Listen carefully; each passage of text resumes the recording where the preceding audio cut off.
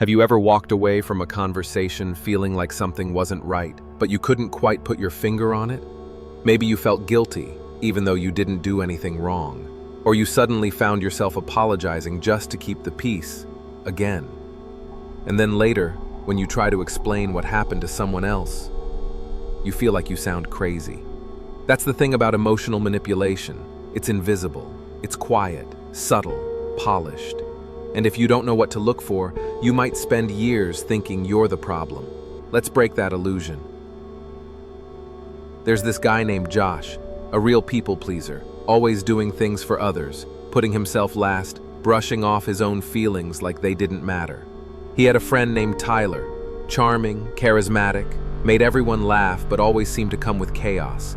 If plans didn't revolve around him, he'd get moody. If Josh couldn't hang out, Tyler would guilt trip him. And anytime Josh brought up something that bothered him, Tyler would twist the story, somehow making it Josh's fault. At first, Josh thought he was being sensitive, maybe overthinking, maybe it was his fault. But then one night, Josh stayed up until 3 a.m. after Tyler accused him of not being there when he needed him most, which, in reality, was just because Josh didn't answer a meme in the group chat. That's when it clicked. Something deeper was happening.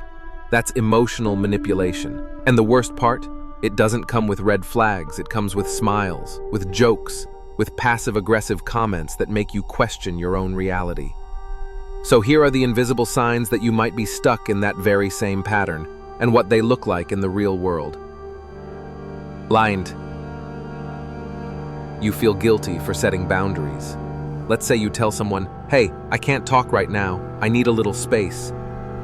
A healthy person might say, "Of course, take your time." But a manipulative person, they'll make you feel bad for needing that space. They might say something like, "Wow, I guess I'm just a burden then," or "You always do this when I need you most." Suddenly you're spiraling, you second-guess yourself, you feel guilty, you want to text them back to fix it. That's not love, that's control disguised as connection. Manipulators thrive when you have no boundaries, because that means they can take as much as they want without ever being told no. 2. They reframe everything so you're always the problem. You bring up how something hurt you, and somehow the conversation flips. Suddenly, you're the one apologizing. Let's say you tell your partner, "It really hurt my feelings when you made fun of me in front of your friends." Their response? "Oh my God, you're so sensitive. It was just a joke. I can't say anything around you anymore." And now, instead of your hurt being addressed, you're comforting them. Manipulators have a way of turning their bad behavior into your character flaw. It's not what they did, it's how you took it. Over time, you begin to wonder if you really are too sensitive, or needy, or dramatic. You carry the weight of every conflict on your own back. That's not an argument. That's psychological warfare. 3. Their actions never match their words. They say they care about you. They say they want what's best for you. But when it comes down to it, their behavior tells a completely different story. They say they'll be there. They don't show up. They say they want to change. Nothing changes. But when you call them out, they'll flood you with excuses. "I've just been really busy. You know how I get when I'm stressed." You expect too much. Manipulators are masters of lip service. They'll say what you want to hear just long enough to buy more time, while continuing to behave exactly the same. 4. They weaponize your insecurities. Everyone has vulnerabilities. Things you shared in confidence, fears, flaws, regrets. A manipulator will keep those tucked in their back pocket and use them when they need to regain power. Let's say you once told them that you fear being abandoned. And now, every time you bring up a concern, they say something like, "You're being clingy again. No wonder people leave you." Or maybe you shared that you sometimes feel like you're not enough, and they say, "You're acting crazy. This is why no one else could handle you." That's not just toxic, that's cruel.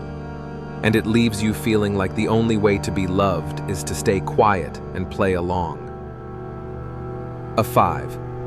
You start apologizing for everything.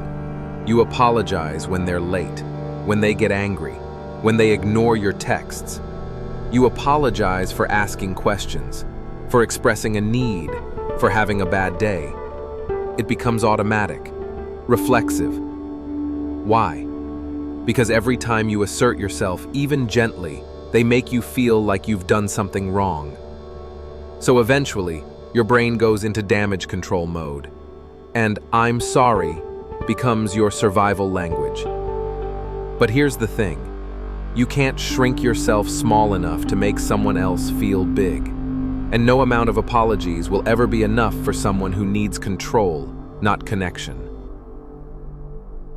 6. They create a fake sense of urgency. Manipulators don't like when you have time to think, so they pressure you. They might say, "If you loved me, you'd do this right now." Or, "We don't have time for this. I need an answer."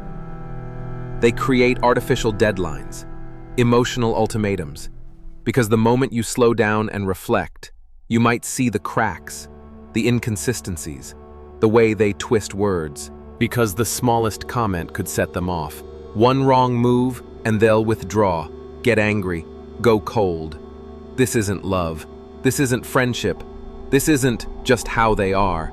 This is control by fear, and fear disguised as love is still fear. Kate, they play the victim in every situation. Manipulators rarely take accountability. Instead, they'll tell long, emotional stories about how they've been wronged. Their ex was crazy. Their boss is out to get them. Their family doesn't understand them. At first, it draws you in. You feel sympathy. You want to help. But over time, you realize every conflict in their life has one common denominator: them. And if you ever bring it up, they'll paint you as the villain too. This poor me tactic is powerful. It makes you feel like you owe them loyalty, patience, endless support, even when they give you nothing in return. Kate, you keep justifying their behavior to others. Your friends ask, "Why do you let them talk to you like that?" And you respond, "They're just having a hard time. They're not always like this." You start hiding the truth, dumbing down the details, editing conversations to make it sound better than it was. Because deep down, you know if you told the full story, it would sound as bad as it really is. And you're not ready to face that yet. But the moment you feel like you have to explain away someone's behavior repeatedly, you're not in a healthy connection. You're in a pattern of emotional damage control, Kate. You're drained, not energized, after interacting with them. Relationships should nourish you. Sure, every relationship has ups and downs, but overall, being around someone should bring some sense of peace, comfort, safety.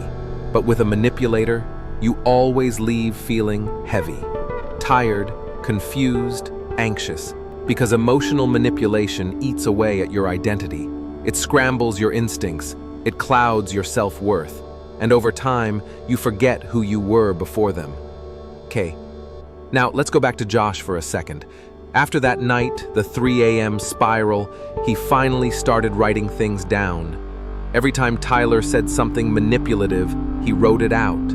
Every time he apologized for things he didn't do, he documented it. And within 2 weeks, he had pages of evidence. Not dramatic moments, not fights, but small, repeated patterns of guilt, confusion, gaslighting, and control. And once he saw it in front of him, he couldn't unsee it. He took a break, told Tyler he needed time to think. Tyler, of course, freaked out, said Josh was abandoning him, that he was cold, ungrateful, changing. But Josh didn't engage. He blocked the number, found a therapist, spent time rebuilding his identity, and months later, for the first time in years, he felt peace. Kate, you're not crazy. You're not overreacting. You're not weak. You've just been manipulated in a way that was designed to be undetectable. But now that you see it, you have the power to break the pattern. Because real love, real friendship, doesn't leave you questioning your worth. It reminds you of it every single day.